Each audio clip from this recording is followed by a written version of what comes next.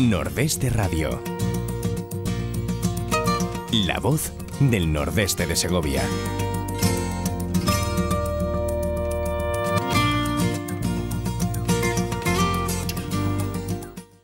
Amigos, muy buenas tardes, bienvenidos a Nordeste Radio.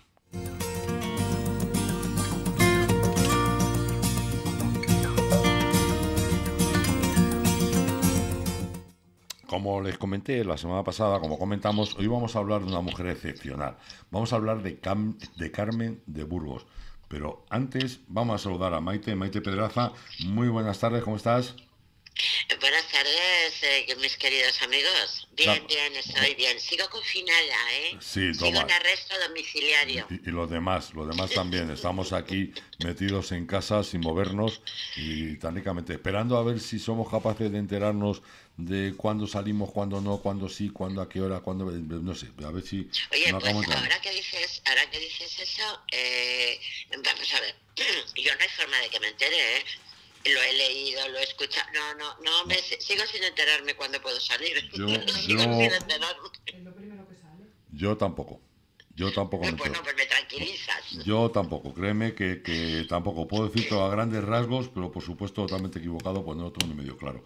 Oye, una cosa que nos está preocupando últimamente, antes de hablar de esta gran mujer, de Carmen de Burgos, y viajar hasta el siglo XIX, vamos a hablar de un tema de actualidad. Estamos hablando de que Maite Pedraza es, bueno, primero bibliotecaria del Ateneo de Madrid.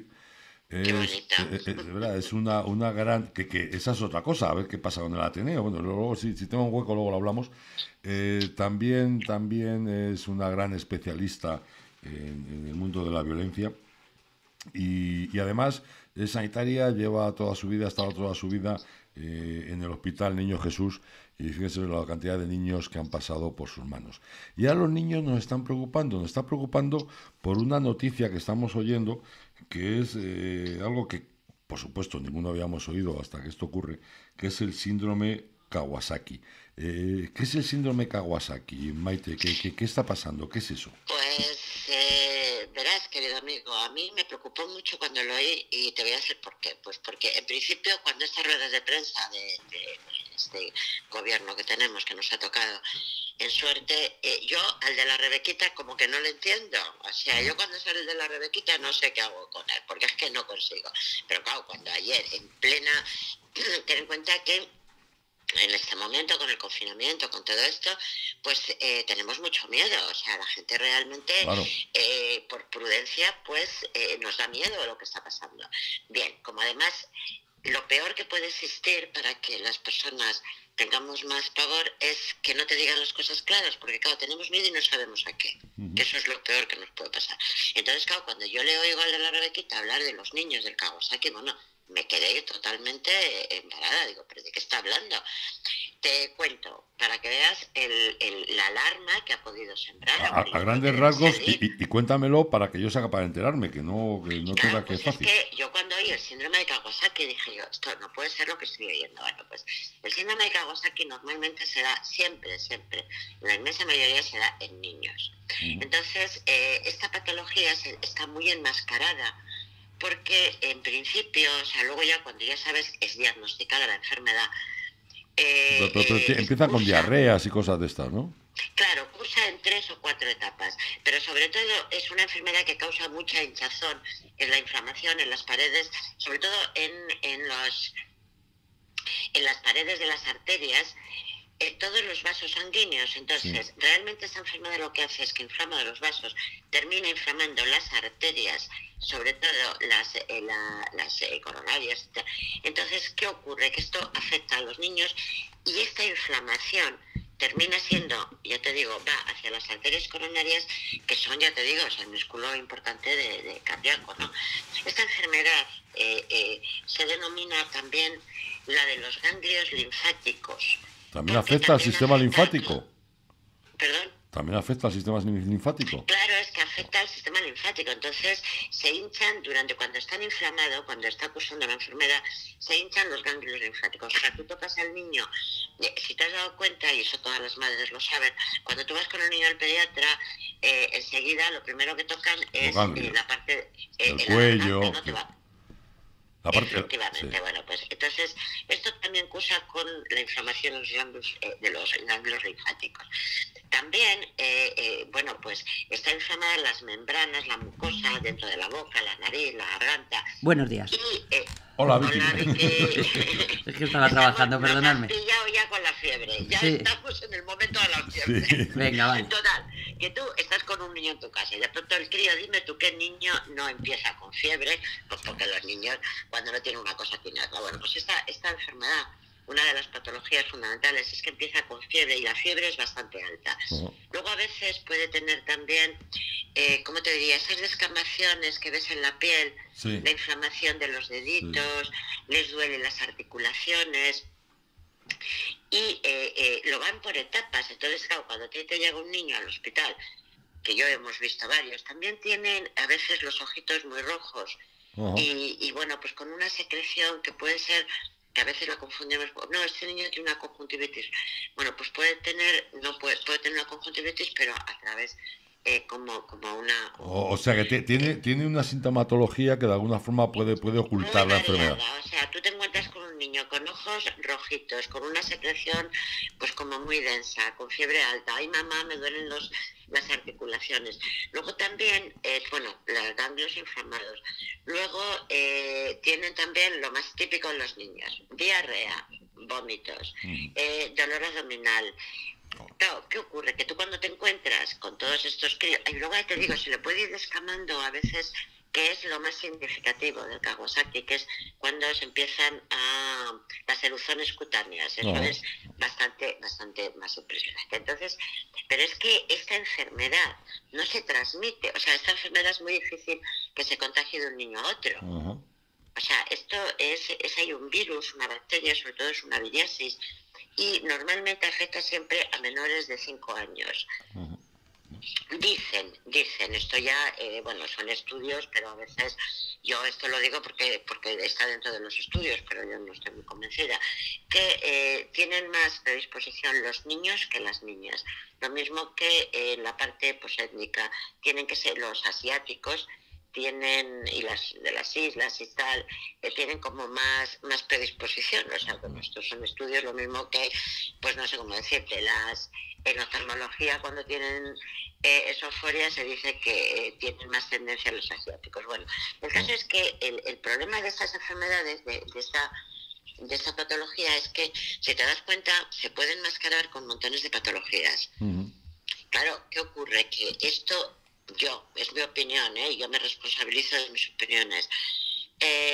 Dicho en un momento de caos, cuando hace 2 días que los niños han empezado a salir, porque realmente han empezado a salir el domingo. Se supone que todos los niños han estado en casa, en arresto domiciliario como estamos el resto. Claro. Y estamos aquí en este confinamiento. Entonces, claro, decir ahora esto, ¿qué pasa? Pues que claro, a mí ya me ha llamado bastante gente. Oye, Maite, ¿tú sabes algo de esto y tal?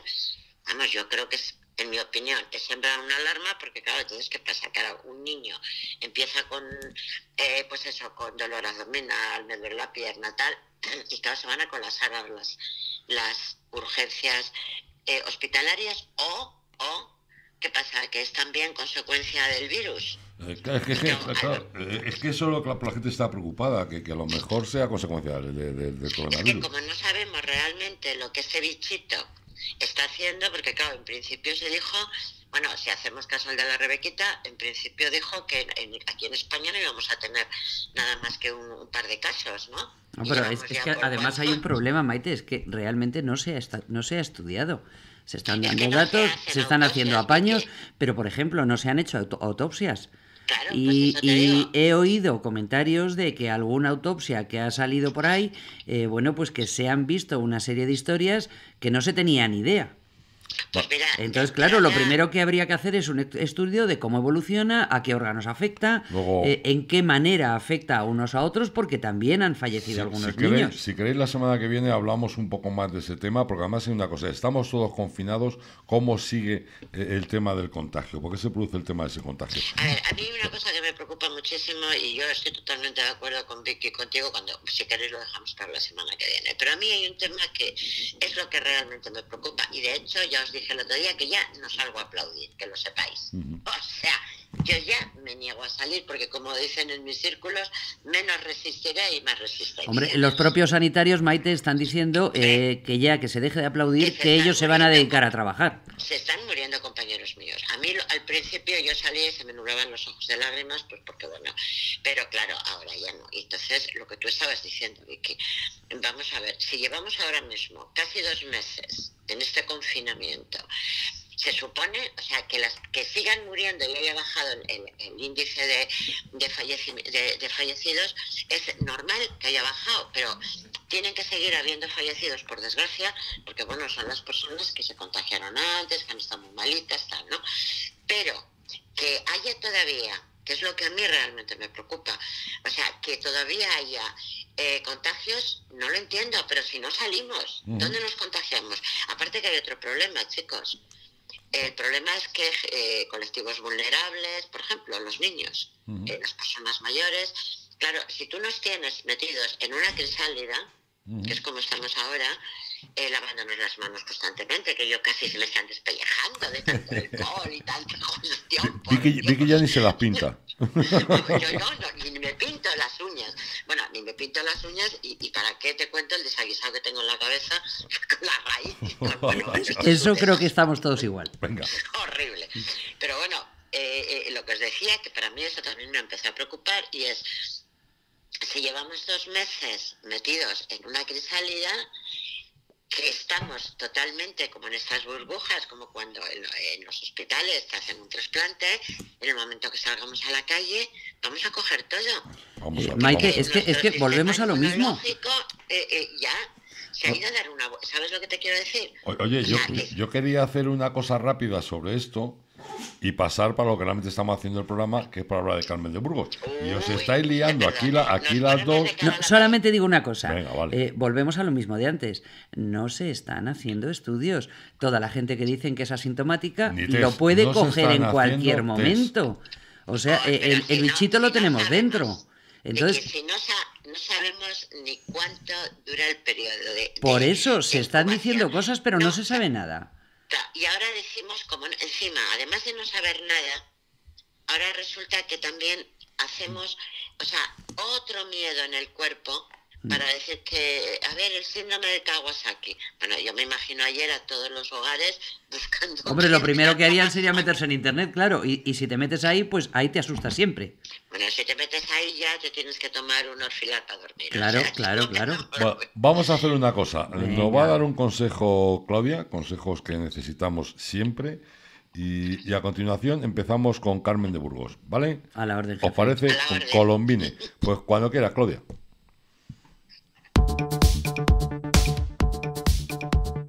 ¿Necesitas ayuda para diseñar o llevar tu página web, cartelería o redes sociales? ¿Quieres pasar tu negocio al mundo online y no sabes cómo? En Radio Argo y Más podemos ayudarte. No dudes en ponerte en contacto con nosotros al 671-091-098. Tenemos tu solución. 671-091-098. Maite, Vicky, Carmen de Burgos y Seguí.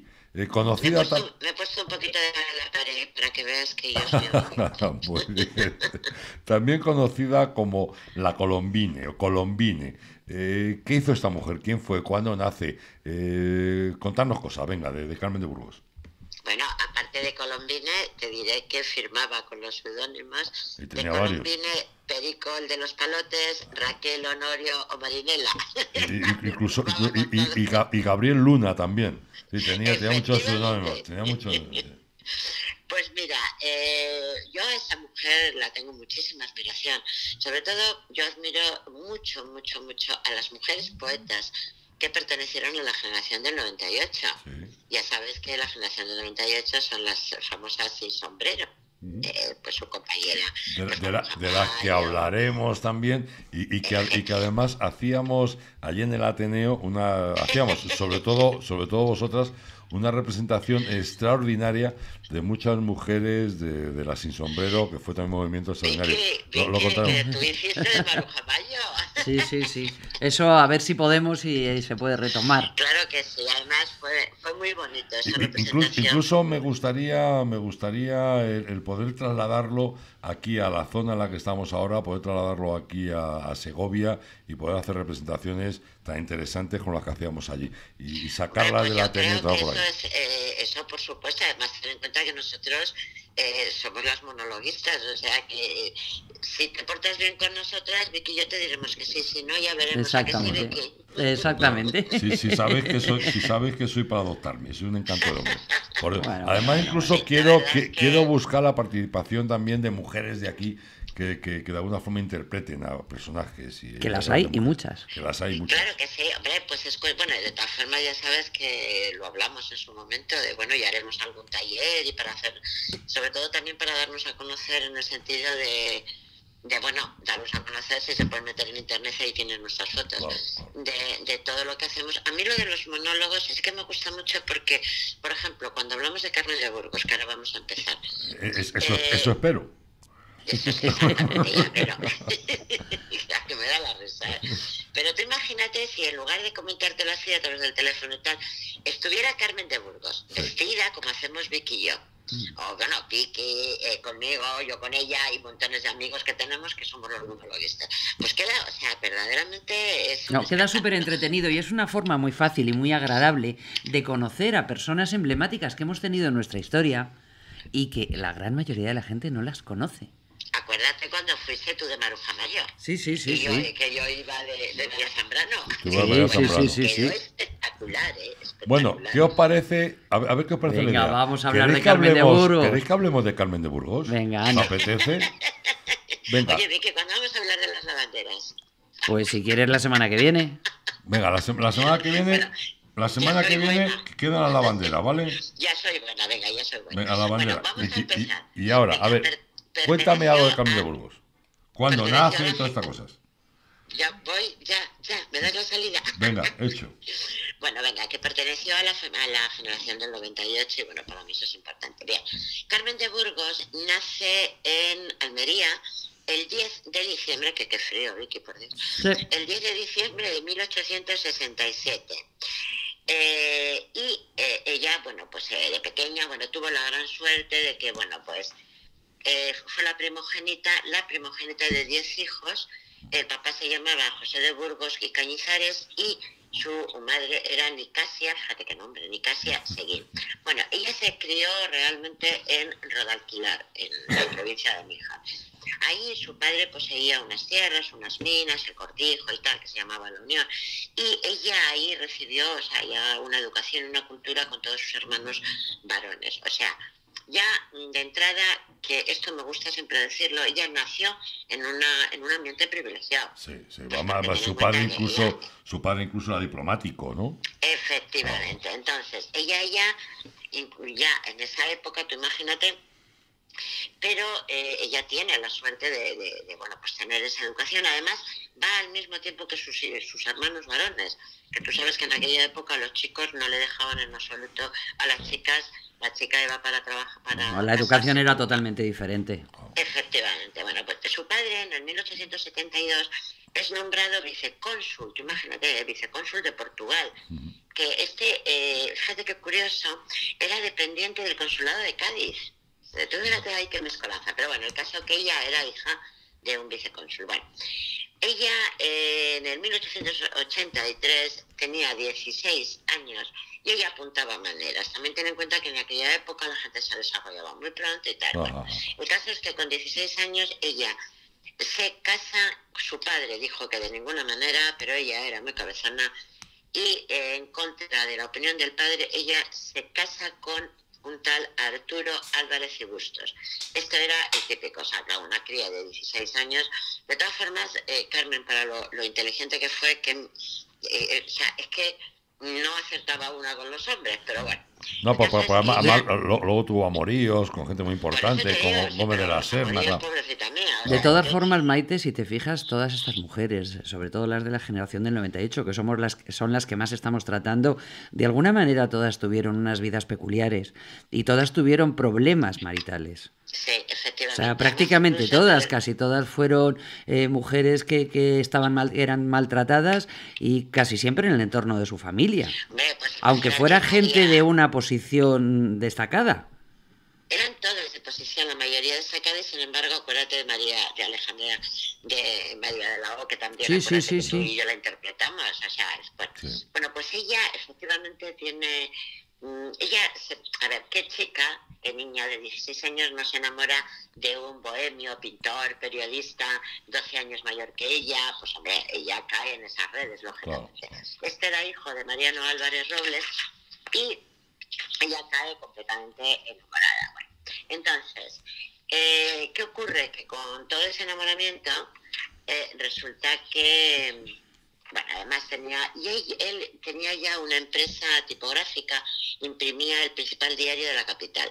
Esto permitió, o sea, claro, ella en ese momento lo que hizo es que se empezó a familiarizar con el mundo de la prensa desde que era muy jovencita. Entonces ella empieza ya a despuntar en ese tipo de cosas. Y en junio, pero ella sigue estudiando, o sea, ella lo tenía muy claro el tema de la independencia y sobre todo que ella tenía que tener preparada. Entonces ella publica algunos artículos en una revista satírica de Almería, Puf, se llamaba en aquel momento, que la dirigía su marido. O sea, el marido le permitía, bueno, que se entretuviera un poco porque espera un poco, vamos a decir, viva la Virgen. Entonces, en junio de 1895, ella obtiene, fíjate, en el 1895, Vicky, obtiene la titulación de maestra de la enseñanza elemental primaria. En el 98 la enseñanza superior, esto ya aquí en Madrid. Y en el 1901, fíjate, 1901, obtiene plaza mediante una oposición en la Escuela Normal de Maestros de Guadalajara. O sea que ya en ningún momento está como tranquilita, ¿no? Sí, su camino lo tenía muy bien marcado, por supuesto. Efectivamente. Bueno, hombre, y perdóname, que tú fíjate, y ahora lo dirás tú, Maite, seguro, de alguna forma podemos decir que fue la primera periodista que hubo en España y corresponsal de guerra. Sí. Ahora supongo que lo contarás. Esto lo contaré después porque además, yo no sé vosotros, bueno, todos yo creo que de niños tenemos ese recuerdo, que yo cantaba canciones, sabes que yo soy de un pueblo de Castilla y me crié ahí prácticamente hasta los 10 años, que ya me iba a interno y tal. Y yo cantaba unas canciones de eso que daban las palmitas, lo de que en el barranco del lobo, y no sabíamos el por qué estábamos cantando eso, ¿te acuerdas? Claro. Y sin embargo, fíjate, bueno, vamos a seguir, ¿te parece? Venga. Bueno, el caso es que ella ya desde el primer momento, bueno, lo del matrimonio era un desastre, y ella se desilusionó, y resulta que el marido resultó ser lo que evidentemente era, pues un vividor, le era infiel, bueno. Y luego además recordemos que este hombre también era muy bohemio porque se lo podía permitir, porque era, de hecho su padre era gobernador civil de Almería por aquel entonces. Y él tenía la empresa esta de empresas tipográficas, sí. Es que se lo podían permitir. Pero fíjate también la desgracia de esta mujer, que, bueno, aparte del marido, de la infidelidad, de toda esa serie de cosas, y ella estudiando y tal, ella, los 3 primeros hijos que tiene mueren prematuramente. O sea, que es que uno detrás de otro, caramba.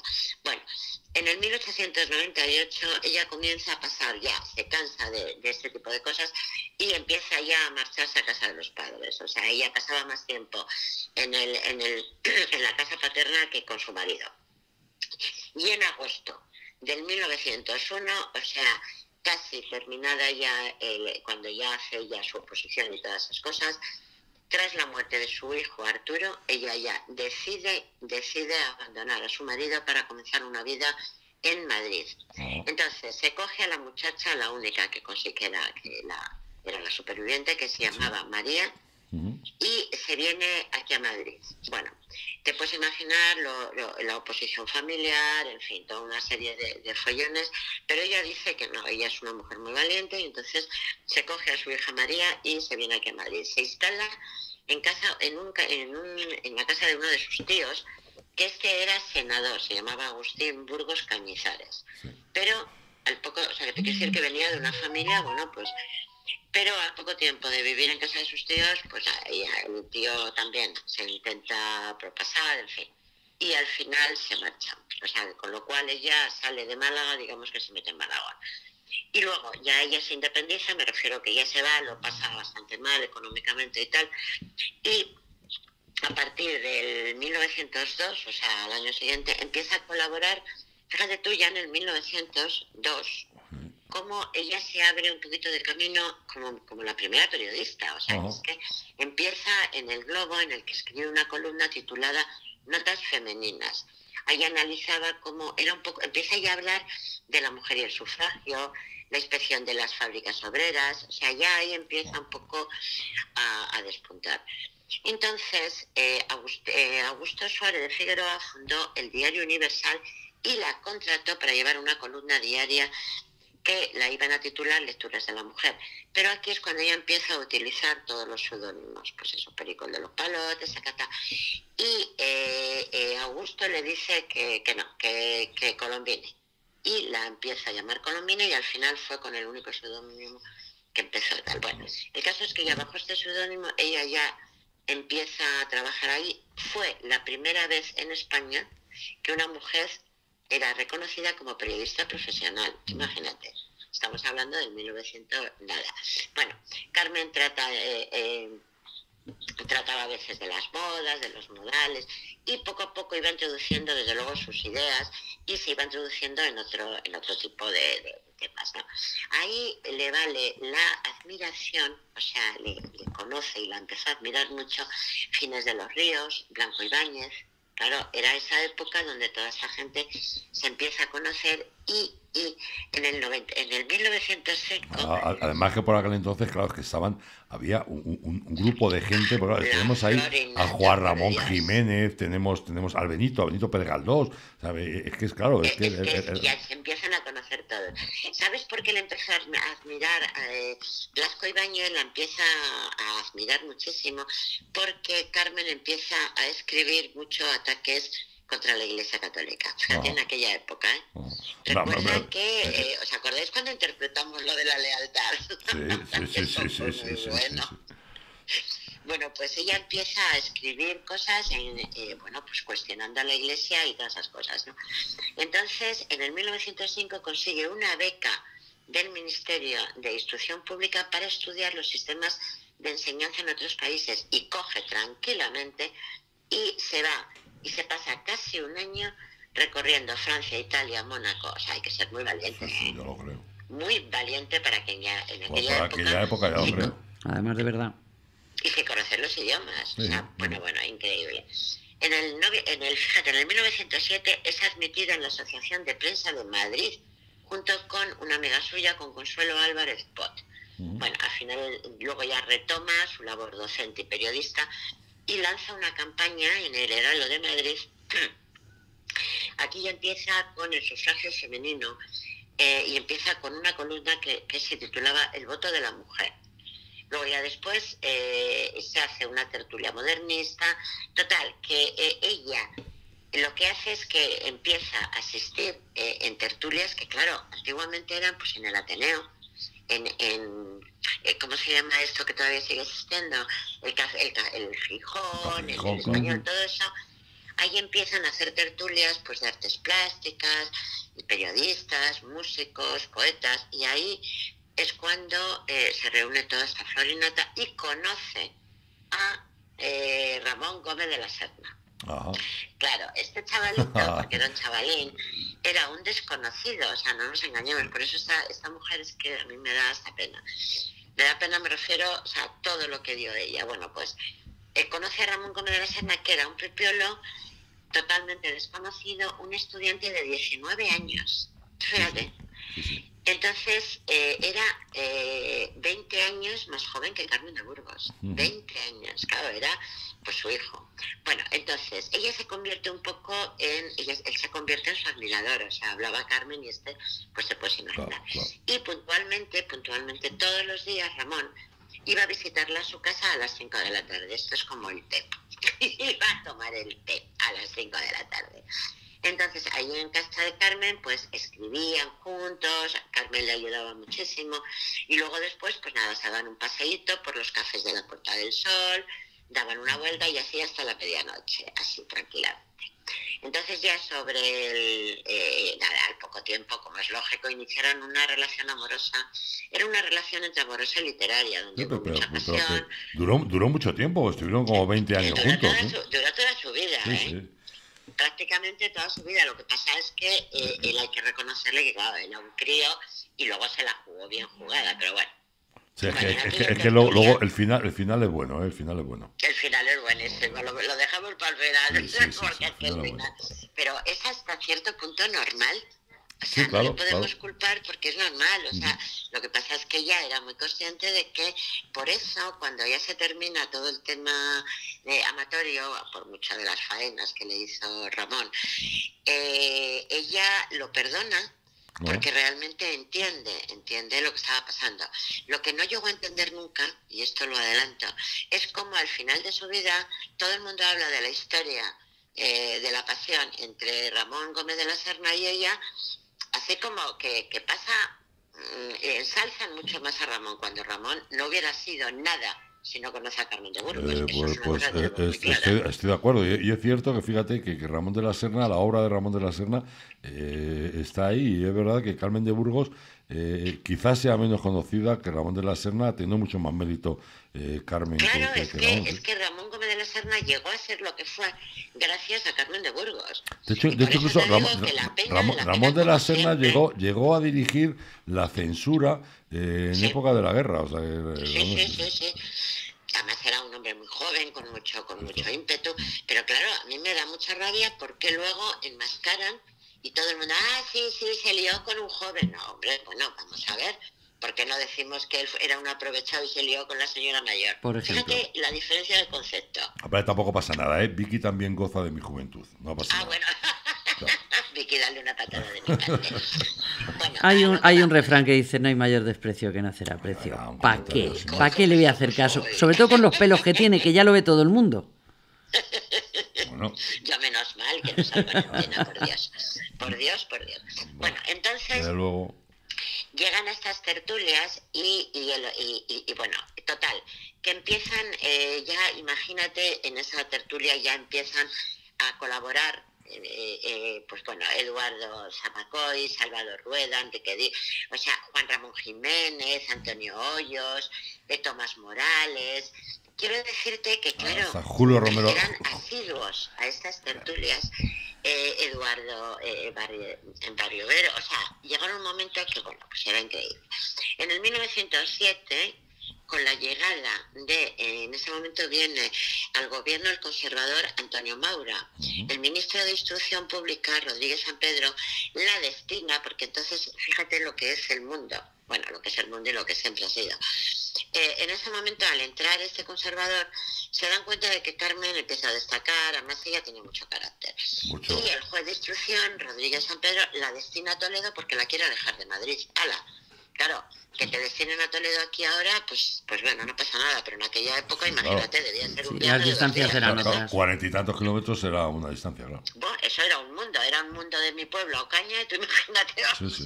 Cuando íbamos a la feria de Ocaña, eso vamos, aquí hay que poner, como decían en mi tierra, hay que hacer bote y merienda. Nunca me enteré de lo que era bote y merienda, pero eso es una expresión muy de Toledo, muy castellana. Bueno, pues ella debía hacer bote y merienda para ir a Toledo. Bueno, la destinan allí para alejarla, pero según la biografía de Concepción Núñez, para que ella no esté con nadie. Pero Carmen seguía volviendo a su casa en Madrid todos los fines de semana para hablar de la tertulia y estar con su amigo Gómez de la Serna.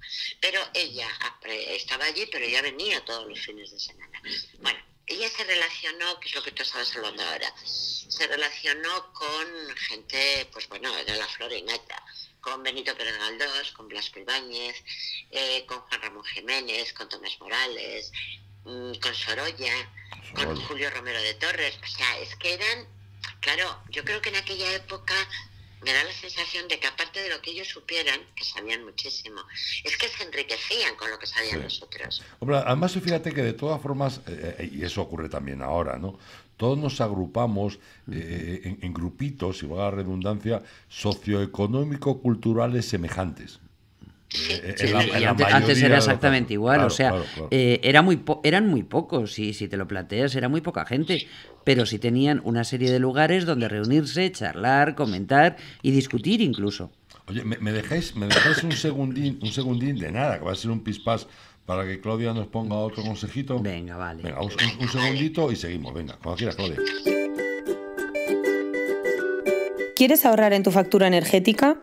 En el Grupo Carvisa podemos ayudarte a ahorrar en energía, luz, gas, GLP gasoil o fotovoltaica, particulares o empresas. Solo con enviarnos tu factura por correo electrónico o WhatsApp, te hacemos un estudio y te decimos lo que puedes ahorrar. ¿O prefieres producir tu propia energía y ser independiente? Llámanos y te lo explicamos. Teléfono 618-513-422. Grupo Carvisa, somos energía, somos ahorro. De todas formas, qué poquito tiempo para lo interesante que es lo que hemos oído. Venga, seguimos, Maite. Pues sí, venga, seguimos. Pues bueno, ya sabes que ella lo que quería era ser corresponsal de guerra. O sea, no se conformaba con estar aquí, quería estar en primera línea. Y era lo que te decía antes, que bueno, se marchó y tal, y estuvo cuando el desastre del Barranco del Lobo en el Ris en 1909, Carmen decide acercarse a las tropas españolas que luchaban alrededor de Melilla. Allí ejerció de corresponsal de guerra del diario El Heraldo de Málaga. Es que imaginaros, y perdón que te interrumpa, imaginaros una mujer de corresponsal de guerra que nos impresiona. Un corresponsal de guerra ya te impresiona siempre. Mujer, y en el 1909, caramba los ovarios de la señora, caramba. Yo me quedo alucinada porque además, y fíjate que cuando vuelve a Madrid escribe, publica el artículo Guerra a la guerra, guerra a la guerra.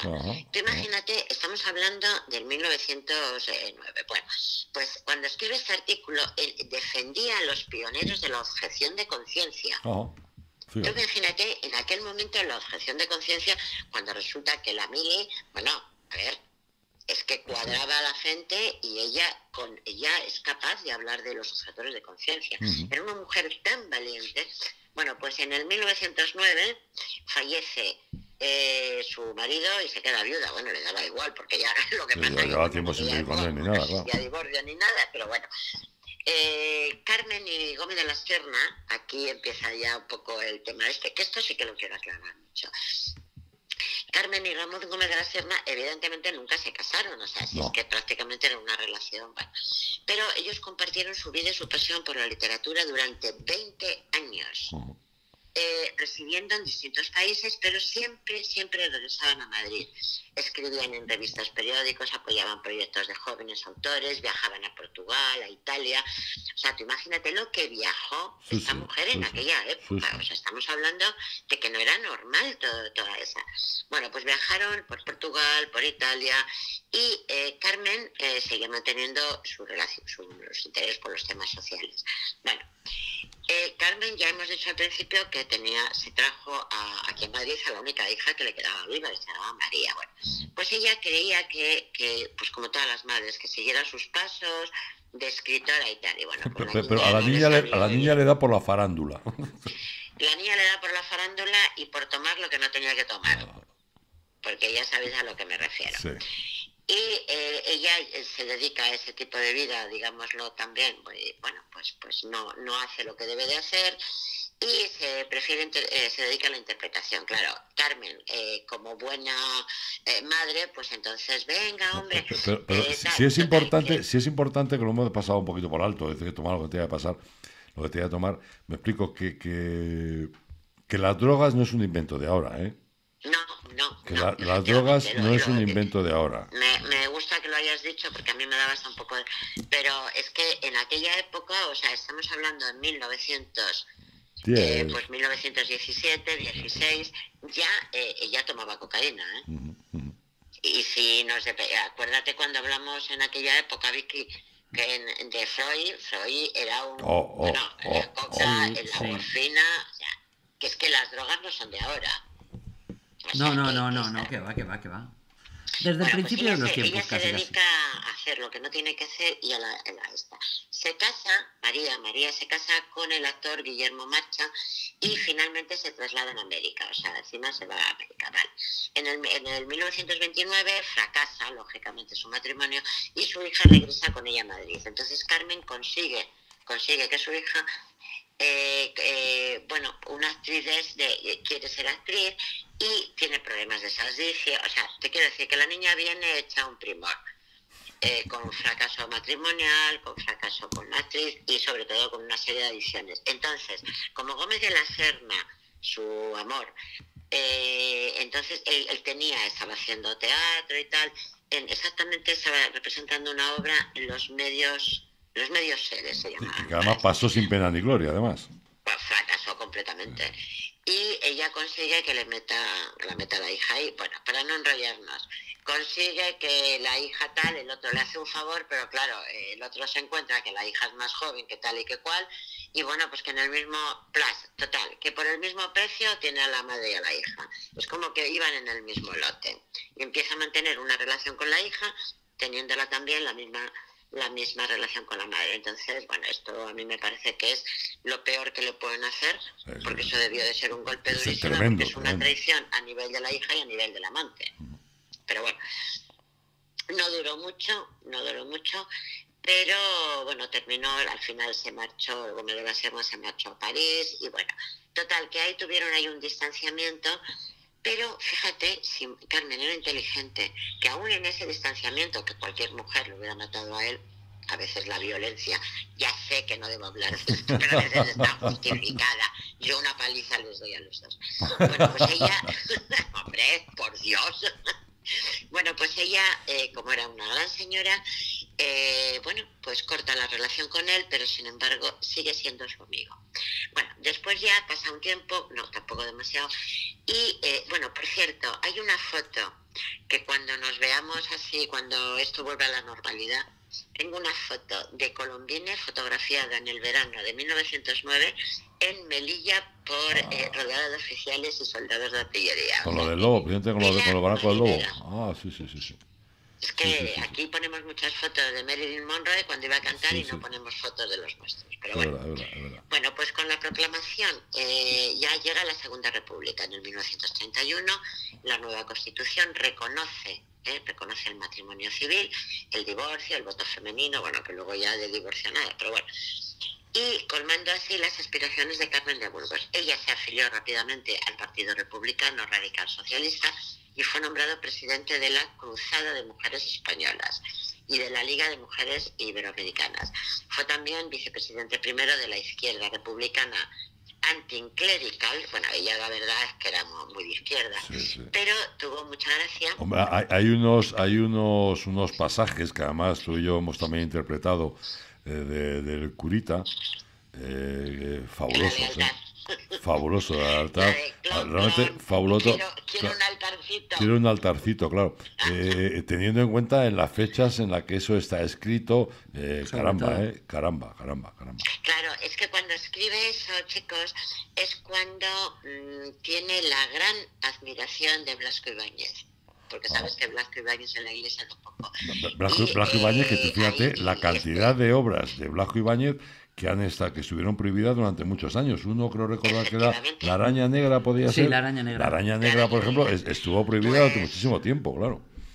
Pues ella, precisamente cuando escribe ella, me parece que se llama La Lealtad, que es cuando habla de Judas, que viene Judas a pedir el altar y tal. Pues a partir de esa obra es cuando Blasco Ibáñez y Ginés de los Ríos la empiezan a admirar mucho más. Bueno, el tema es que ella, que ya te digo, era muy de izquierdas, y llega a ser vicepresidente primero de la izquierda republicana anticlerical. Pero esto es muy gracioso. Y en noviembre del 31, o sea, es que le cundió muchísimo. Yo no sé cómo les puedo cundir. A mí no me cunde tanto, ¿eh? Joder, porque ves la tele. Yo no tenía tele. Bueno, pues en el 31 ingresa, pero es que te digo porque me hace gracia esto, ingresa en la masonería. Bueno, esta tocó todos los palillos.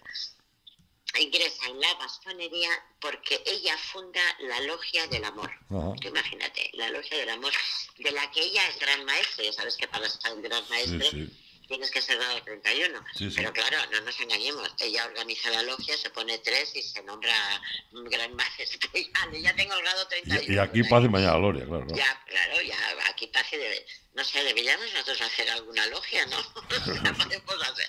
Bastante tenemos que hacer la radio. Sí, exactamente, la logia de la radio. Bueno, pues hace su logia, la pone de nombre del amor y llega a ser gran maestre.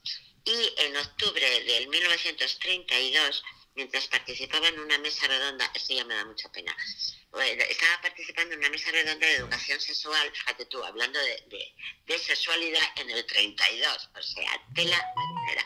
Ella empezó a sentirse muy mal, fue trasladada rápidamente a su casa y ahí la empezaron a atender médicos, porque ella tenía un gran amigo médico que era Gregorio Marañón. Entonces la atendieron y tal, y bueno, ya se dieron cuenta que tenía una cardiopatía, que bueno, pues eso. Ella siempre decía que cómo era posible que para lo fuerte que era y un corazón tan grande, había vivido mucho porque tenía un corazón enfermo, y realmente es que ella tenía siempre un poco ahí de tema con su corazón. Bueno, hay además era una mujer como la Pardo Bazán, era una mujer grandota. Sí. Es que era una mujer grande. Era una mujer que también no se sabe, no se quiere decir, pero esa mujer tipo la Pardo, pues al tener un exceso de peso, debía tener también diabetes, debía tener problemas vasculares.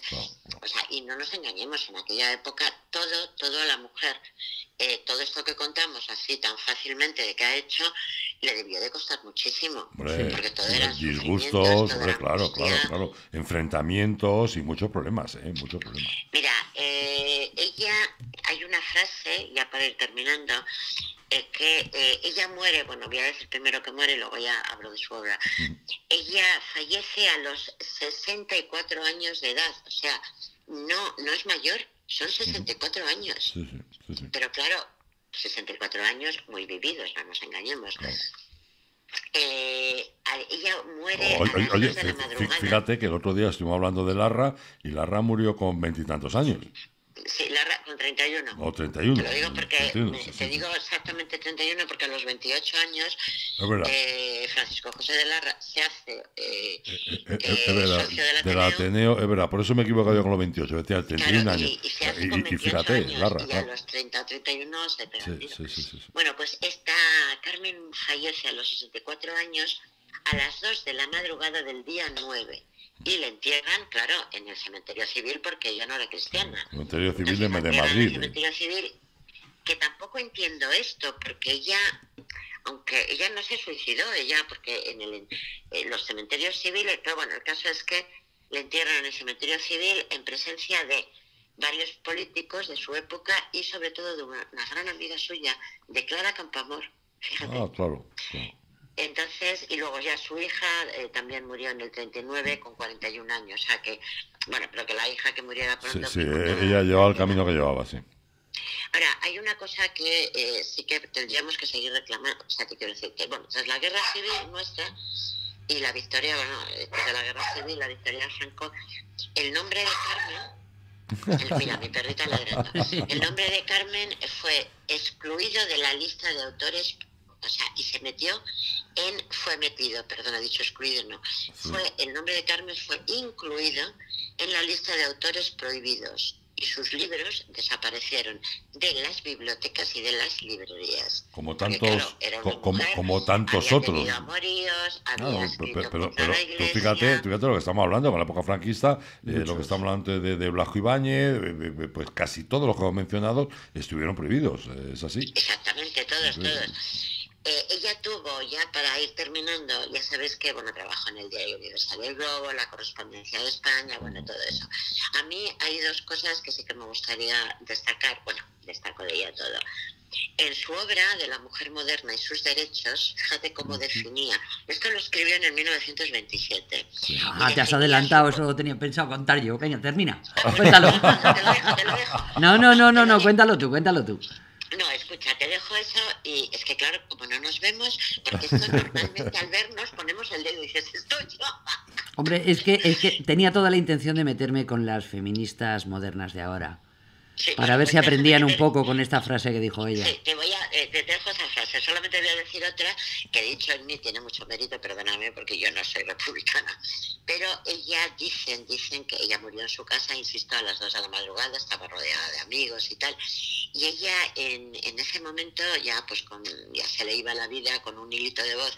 Creo que levantó, dicen, que levantó el puño y dijo, por favor, decir conmigo, ¡viva la República, viva la República! Y eso, a ver, me impresiona porque era una mujer de ideas tan fuertes, sí, que incluso en el último momento, el último hálito de vida, lo dedica a sus ideas. Que digan, ¿sabes? Bueno, al final me quedo yo sin conocer la frase. Sí, no, era para que aprendieran un poco del planteamiento inicial. O sea, sabemos que Carmen de Burgos fue la que emprendió la primera campaña en prensa a favor del divorcio y estuvo luchando durante muchas décadas por el sufragio femenino y la independencia de la mujer.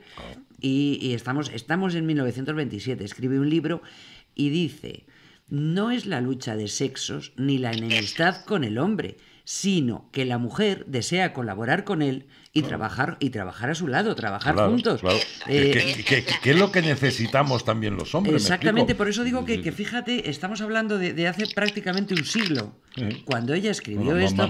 Sí, un siglo. Sí, que podían aprender las de hoy. O sea, si hay una cosa que está claro y además siempre se ha dicho, la historia se repite. Y todos tenemos que aprender de nuestro pasado para evitar cometer los mismos errores que se cometieron. Yo en eso no estoy de acuerdo. Yo no creo que la historia se repita. Yo creo que realmente la historia en muchos casos sí. La historia no se repite nunca. Lo que ocurre es que quedan historias inconclusas. Sí, pero hay muchos errores que se vuelven a cometer por ejemplo, no tiene nada que ver, perdón un segundo, Maite, y termino enseguida. Yo creo que ahora mismo no tiene nada que ver el movimiento feminista del que estamos hablando en esta época con el movimiento feminista que hay ahora, que muchísimas mujeres están en contra de ese movimiento. Porque de alguna forma se está buscando un enfrentamiento que nunca ha existido, no tiene por qué existir. Sí. Yo creo que es dentro de la política ahora mismo el separarnos a los fumadores de los no fumadores, a los de un lado a los de otro, a los de un determinado territorio con los de otro. Sí. Y ahora ya estamos alcanzando el sumum de la exageración y la barbaridad, que es separarnos también entre hombres y mujeres. Sí, hombre, llevamos milenios conviviendo, una vez mejor, otra vez peor, y no se nos da tan mal. Pero no se da tan mal. Que tenemos que tener muy claro, Ezequiel, lo que acaba de decir Vicky. O sea, esta frase está dicha en el 1927. O sea, y cuando Vicky dice, yo estoy con ella, no es que la historia se repita, es que para crear la historia hay que dar un pasito para adelante y dos para atrás. Claro. Entonces, muchas veces hay que retroceder. Un pasito para adelante, pero tenemos que dar dos para atrás porque no hemos inventado nada. O sea, en el 1927, fíjate la frase contundente. No es la lucha de sexos, o sea, estamos hablando de que ya Carmen de Burgos lo dijo, y como bien habéis dicho, y en eso estamos todos de acuerdo, yo estoy de acuerdo completamente con la liberación, en fin, yo soy una gran defensora de la mujer porque soy mujer y soy una mujer totalmente liberal, pero eso de feministas, ya en el 27 Carmen dijo eso, y entonces lo que no me parece es que ahora parece que vienen, inventan todo cuando decimos los lenguajes de género, que es lo que comentábamos el otro día, Corderos. Es que en este momento es un horror, cuando empiezas a hablar y empiezas. No, es que los niños y las niñas. Pero esos son los complejos de mucha gente, además, Maite. Nadie se siente ofendida porque digan la gente o la población o los niños y no aludas al sexo. Pero además dejadme que os comente una cosa que creo que está tremendamente clara. Estas mujeres sí luchaban en un terreno absolutamente hostil. Sí. Y estas mujeres sí consiguieron un montón de cosas. Gracias a estas mujeres ahora podemos estar todos hablando totalmente normal. Y en cambio lo que estamos viendo ahora no es la lucha de estas mujeres, una lucha admirable, sino que en muchas ocasiones es pataleta e intereses. Sí es cierto que hay que seguir luchando, siempre. Cierto que todavía lamentablemente, la mujer... Que quedan muchos resquicios que la mujer todavía... Pero vamos... hay una cosa que está clara, y es que tenéis un apoyo, tenemos todos un apoyo social para que eso se consiga, porque todos estamos convencidos de ello. Claro. Vamos a luchar con coherencia, o sea, una lucha no es... señor, o sea, no es ellas, ellos y ahora claro que no, somos todos. No, o sea, vamos a ser, yo digo niños y me refiero a los niños, me refiero a amigos y cuando digo queridos amigos, no digo queridos amigas. Ese lenguaje, y esto lo digo, y además es una frase que no es mía, o sea, la he oído porque muchísimas veces, y no es un lenguaje de género, esto es un lenguaje degenerado. Claro. Es un lenguaje degenerado, o sea, Carmen de Burgos hizo la frase que acaba de decir Vicky en el 1927 y ha pasado a la historia por una frase que hoy estamos hablando de ella. No creo que dentro de 100 años, ni 20 años, ¿cómo van a pasar estas señoras, por llamar de alguna forma, a la historia? Por no tener por un lenguaje de género que es un lenguaje degenerado, o por decir que se quiere llegar a casa sola y borracha. Es que esta mujer de la que hemos hablado, de Carmen de Burgos, es una mujer, es una persona admirable, absolutamente admirable. Claro. Y es genial, y si además hay obras suyas que son fabulosas. Oye, que nos tenemos que marchar. Estamos hablando de Carmen, que cada uno tenemos nuestras ideas, pero sin embargo es que yo no oigo esas tonterías de quiero llegar a las casas. Bueno, por favor. Da igual. No, además, voy a dejar una cosa en el tintero, no la voy a comentar. También es de Carmen de Burgos, es con el tema de la ley del divorcio. Pero bueno, para que se hagan una idea, es que montó un revuelo espectacular. Porque estamos hablando de 1903, sacó una columna en la que decía textualmente, dice, me aseguran, lo daba como una noticia de última hora, dice, me aseguran que en muy breve tiempo se fundará en Madrid un club de matrimonios mal avenidos. Empezó por ahí. Imaginaros eso en la prensa de 1903. Pero bueno, la historia os la contaré otro día porque fue muy divertida. Y de ahí salió la ley de divorcio. Sí, porque ya no tenemos tiempo, ya hemos llegado a la hora. Yo no sé qué hace Claudia, que acelera el reloj y va el tiempo corriendo. Y de verdad que se pasa el tiempo volando. Bueno, con mujeres de este tipo, por Dios, podríamos seguir horas. Bueno, vamos a recordar que os habéis comprometido de que nos traéis en el próximo programa, el próximo miércoles el próximo jueves a las 7 de la tarde. Hoy es jueves, amigo mío. Yo es que me pierdo. El próximo jueves a las... Lo que hace el confinamiento. Yo estoy perdido. A las 7 de la tarde, el próximo jueves, hablaremos de las lavanderas, que tendremos mucho que contar. Y por favor, dime. Las lavanderas y su benefactora. Por supuesto. Sí, hombre, claro. Es que sin ella las lavanderas no habrían destacado tanto. Bueno, pero no, me callo. Que os conozco a las dos. Vale. Que me contáis aquí lo de las lavanderas hoy y no, es el jueves que viene. No, yo traeré a la benefactora a María Victoria del Pozo. La esposa de Amadeo de Saboya. No, María Victoria del Pozo. Sí. El marido de María Victoria del Pozo era Amadeo de Saboya. Manejo la semántica. Venga, adiós. Maite Pedraza, muchísimas gracias. No, gracias a vosotros. Qué gustazo el estar contigo, aunque sea por teléfono, de verdad. Menos mal, porque así no me ves que llevo mechas californianas. Sí, y os dais cuenta si no discutimos. Muchas gracias, Maite, de verdad. Vicky, un besote y muchas gracias. Hasta la semana que viene. Y muchas gracias también a Claudia. Por cierto. Claudia, te quiero. Y yo. Por cierto, me estoy dando cuenta de una cosa. Aquí no hay paridad. No. Estoy perjudicado. En este programa estoy perjudicado. Bueno, vale. Pero me lo paso muy bien. Con vosotras, en serio. Amigos, de verdad que muchas gracias por escucharnos y un abrazote muy fuerte de Ezequiel Tiñaque. Hasta mañana. Nordeste Radio. La voz del Nordeste de Segovia.